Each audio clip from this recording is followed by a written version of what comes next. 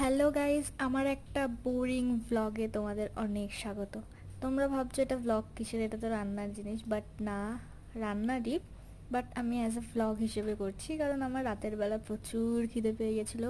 তখন কটা বাজে আমার ঠিক মনে নেই, আমি হয়তো লাস্টে ভিডিও শেয়ার করেছি। যাই হোক, আজকে আমি বানাচ্ছি viral potato noodles, Korean potato noodles.